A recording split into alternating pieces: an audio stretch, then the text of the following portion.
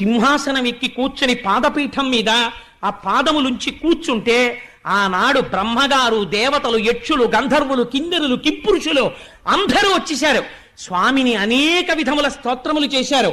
కానీ ఆయన ఘూర్నిల్లుతున్నటువంటి శబ్దానికి, ఆయన చేస్తున్నటువంటి ప్రళయ గర్జనలకు ఎవ్వరూ తట్టుకోలేకపోయారు.